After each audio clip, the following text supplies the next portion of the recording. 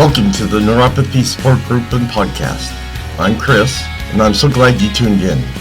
It's my hope with this podcast to help all of us gather information that might help those that need support dealing with this debilitating issue.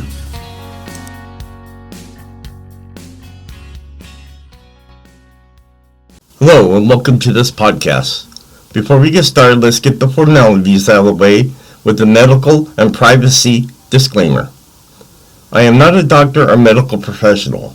The information on this podcast is from personal experiences and is meant for group support. Additionally, the information discussed is not meant to diagnose, treat, or cure any underlying conditions associated with neuropathy. All names here within are private and will not be shared with any outside sources.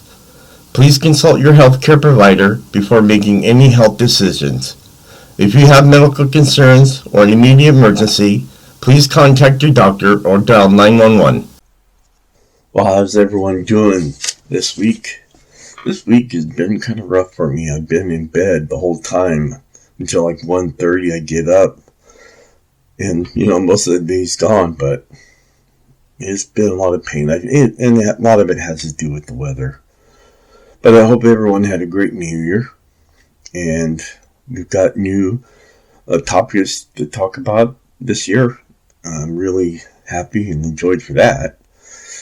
I know sometimes some of those episodes can get kind of weak, and plus if I have to go over it twice, because something new happened or there's something more in the news about it, I do that. But I'm sorry about that, but let's get started today. We're going to be talking about something I think we all can relate to, and it's chronic pain and relationships. I know we all have issues probably in this area. I know I did, and it really affected my relationship with my wife, and a lot of my friends, and also my whole family. So this really touches home for me. So let's go ahead and get started here. Chronic pain is not just the physical hurt experienced by people living with it. It is also the pain it takes away from them, including the toll on their most important relationships. According to a study in the Journal of Pain, chronic pain has significant impact on persons' social lives and relationships and can be a key trigger for the development of anxiety, depression, and anger. Alright, so let's talk about relationships. Humans are social creatures from our birth until the day we depart. We seek out groups to feel connected. This may be because there is a belief that in numbers there is safety, or we feel normal. When we are surrounded by people who are like us, or that being among those that are unlike us expands our thoughts and lives, or that we feel less alone in the struggles we go through when we have other to support us. Whatever the reasons, relationships are part of our foundation for health and well-being, and they can come in many forms, including family, friends, colleagues, and intimate partners. What we have learned from research is that loneliness and isolation heightens our risk of almost every disease, both physical and mental. They also significantly impact on our life satisfactions, self-worth, and life expectancy. They also play a significant role in our chronic pain. Research has shown there is a strong relationship between higher levels of social isolation, lower levels of physical function, and pain interference. Pain interference is defined as how well a person living with chronic pain is able to face the challenges of performing daily social and or work-related tasks. When I post this, you'll be able to see where it says learn more, and there's ebooks and articles on different things that have to do with relationships and chronic illness. So let's talk about relationships and chronic pain. For the person living with pain, They are left managing the physical, emotional, and mental toll the pain takes on them. For the reason watching, they are left struggling to understand how to help and support them, but often feeling helpless. For both people, each treatment appointment raises the hopes of a cure, which can often lead to disappointment with the residual pain left behind. As treatments are called pain management because that there are. The true definition of chronic pain is it is not curable. And its treatments are called pain management because this is what they are: tools to manage and alleviate the symptoms of chronic pain, often not cure it. Many people who live with and manage chronic pain find that the life with pain has a significant impact on their relationships. The causes of these changes to relationships can come in many forms, including misunderstanding about chronic pain and the toll it takes, compassion fatigue due to the ongoing nature of pain, changes to roles and responsibilities as a result of pain, changes to the physical, emotional, and mental health and well-being of the person living with pain. And that's a check mark there for me. That's what the issue was. Nobody understanding what I was going through and the pain that came along with what I don't know what I was going through. And finally, changes to the health and well-being of the person not living with pain. Research suggests that issues in close relationships have a significant impact on the severity of pain experienced. The levels of physical disability and the levels of depression experienced. Whereas strong, healthy relationships have the inverse effect, reducing pain, disability, and mental health issues. Alright, so let's go ahead and discuss family. Families are more than a group of people united by blood or ceremony. They are a group which shares a bond of common values, common goals, roles, and responsibilities. Families contribute to the physical, emotional, and mental well-being of each of its members. They provide a network and team that spans the generations, providing safety, security, and love. This is often why, when a previously healthy person becomes changed by pain, it has a dramatic impact on the whole family unit. Often what families members will notice is that the person living with pain starts to pull away from their previous life and those that were a part of it. Their loved ones may become isolated. The only outings often revolving around health care appointments. Isn't that true? Jeez. Why didn't I read this from the beginning when I first had the pain start? Their loved one may experience side effects relating to treatments, which can change their mood and behavior. Their loved one may change from who and what they once were, with pain dictating their energy, mood, and behavior.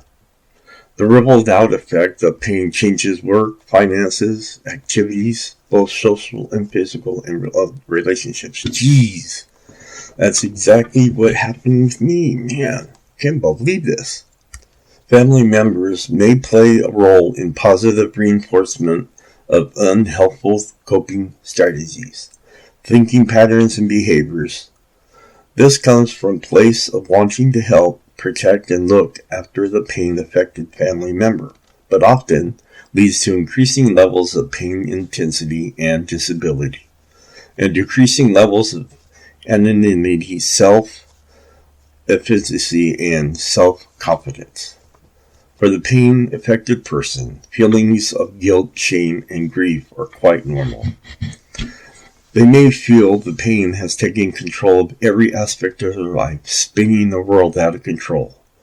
The pain has become a thief, constantly stealing pieces of life they have spent years building. They very likely feel the toll their pain takes on their family and the burden this places on the loved ones, but feel helpless to change this. Real quick, make a note, if you guys get upset with me, I'm sorry, but at the point where the pain, was starting to get really bad,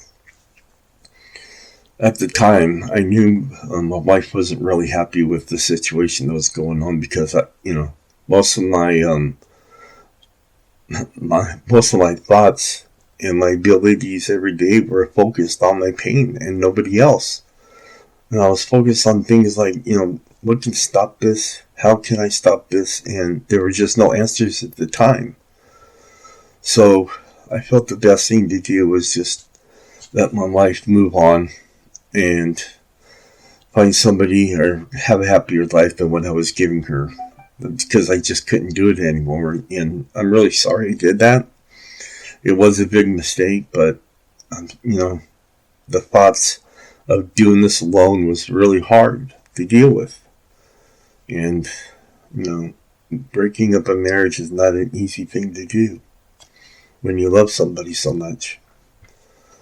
So let's move on here. Tips for family. Here's a few strategies that may help families to adapt to the changes of their loved one. Number 1, learn about chronic pain. With knowledge comes greater understanding. Learning about your loved one's pain helps create a greater empathy and understanding of why and how it affects them. By attending appointments, seeking support, and taking openly about pain, you can show support, empathy, and love for what they are going through. Ask, don't assume. Number 2, ask what you can do to help. Ask what your loved one needs. Ask what your loved one is feeling. Asking questions helps each of us to understand the perspective of another. Without asking, we can never truly understand what is going on and how we may be able to help in an effective way. Number 3, be a team. Change and share the load of responsibilities. Everyone wants to feel useful and have purpose. But when it comes to chronic pain, we often need to set our loved ones up for success. This means allocating responsibilities that can be modified and broken down into smaller tasks, and also have no time frame attached and can be gradually worked towards over longer periods of time. Number 4, keep asking. Don't stop inviting them or including them. Just asking your loved one to come or be involved helps them to feel a part of the family. They may say no, but the offer opens possibilities of life outside of their pain. Number 5, check in on them. Just showing your loved one that you care, that they matter, and that they are here for them helps to break the cycle of isolation and loneliness. Asking how they are, how their appointment went, or if they can do anything to help, lets them know that you're not on this their own. They're not on this on their own, and they have support. Number 6, encourage independence. Encourage your loved one to maintain their independence as much as possible. This not only allows them to maintain their self-confidence, but also their sense of self, being self-efficient and have a purpose. So let's talk about singles. Living with chronic pain can be incredibly lonely and isolating, particularly for those who are single. The toll pain takes can lead to ever-reducing circle of friends and family. The causes of these changes can come from others and their misunderstanding or from the pain-affected person. Friends may struggle with the loss and change to the relationship that they had become accustomed to. Their misunderstanding of chronic pain and its incurability may lead to compassion fatigue. Their misunderstanding of the unpredictable of pain may lead them to stop including or inviting their friend. Their discomfort with watching their friend suffer may lead them to pull away. For the person living with pain, the loss and change to themselves may lead them to withdrawal. Their inability to participate in social activities such as sport and work may lead them to stop these activities altogether. The changes to identify and self-esteem may lead them to avoid contacting friends and family due to the fear of rejection. This avoidance and withdrawal can result in limited offers to socialize, leading to feelings of resentment, jealousy, and grief from what has been lost as a result of pain. Often, chronic pain can also change weight, energy, feelings of attractiveness, and perceived capabilities. This can cause a pain-affected person to withdraw further into themselves.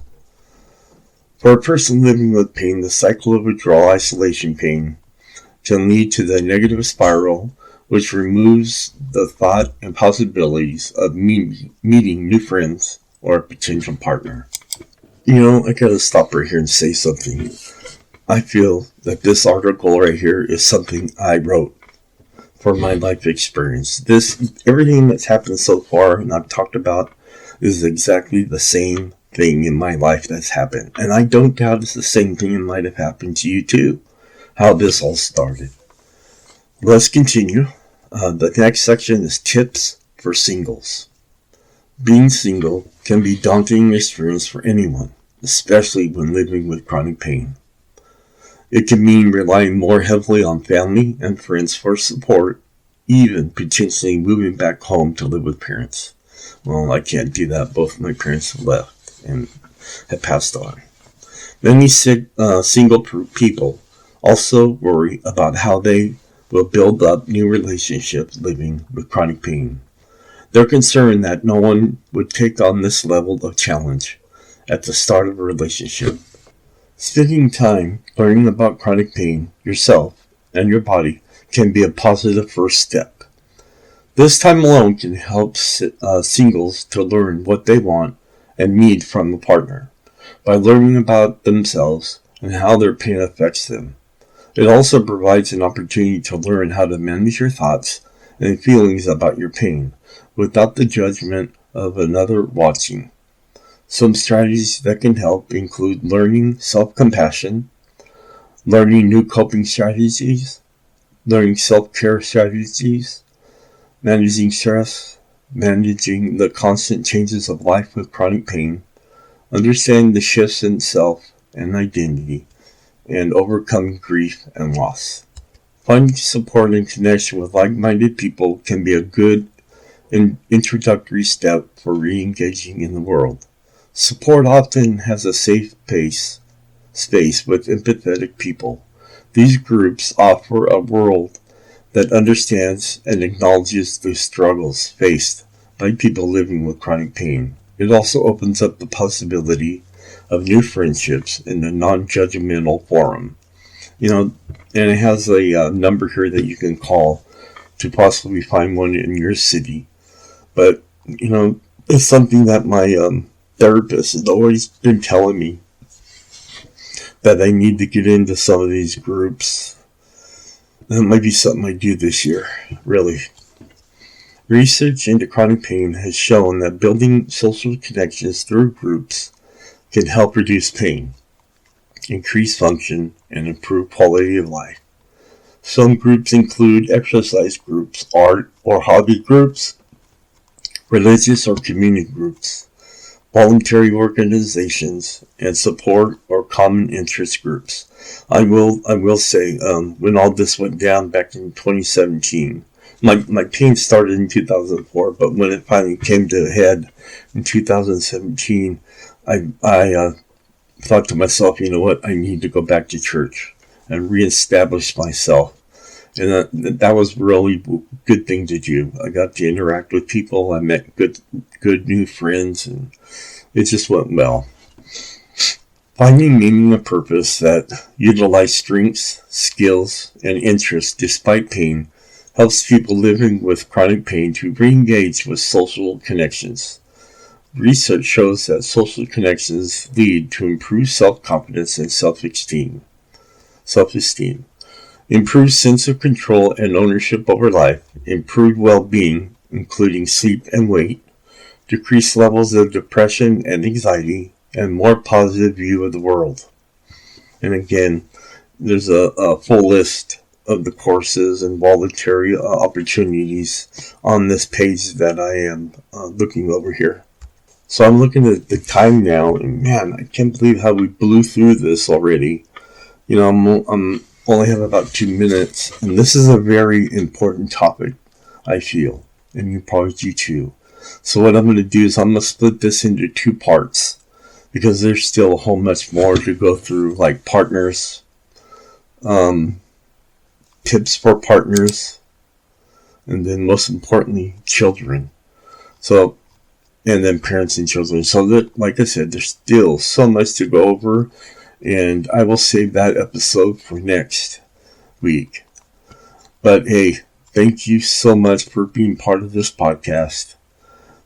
You know, being friends with all of you means a lot. I know I have the opportunity to talk to you guys and work these issues out that I'm talking about today. You being part of this group means the world to me, and I really do appreciate it.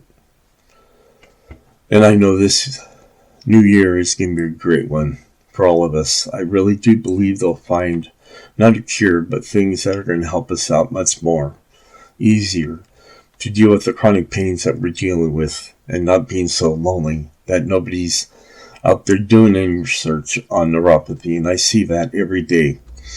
People are talking about that, and I don't know if this is one of their top things they want to cure or try to reduce and help people. You know, they may have other things that are more higher priority, and that's fine. So, you know, I think I've talked about that, where there isn't really much study going in right now of neuropathy and chronic illness. So I just hope with these episodes I'm providing, they do give you some hint of being able to know you can carry on. And that's what I do every single day, is carry on to get to the next day. Again, thank you very much, and I will talk to you next week. Bye. As we come to a close, it's my hope this podcast and other sources, such as product reviews that I have discussed today, can better our lives and give us some relief dealing with neuropathy.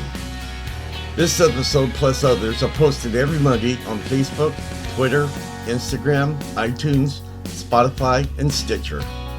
And finally, whatever life throws at you, even if it hurts you, just be strong and fight through it.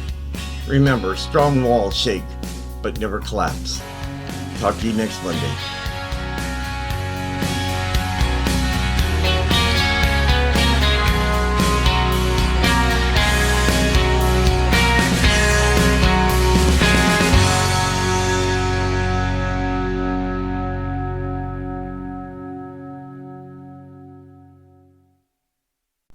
As we come to a close, it's my hope this podcast and other sources, such as product reviews that I have discussed today, can better our lives and give us some relief dealing with neuropathy. This episode plus others are posted every Monday on Facebook, Twitter, Instagram, iTunes, Spotify, and Stitcher. And finally, whatever life throws at you, even if it hurts you, just be strong and fight through it. Remember, strong walls shake, but never collapse. Talk to you next Monday.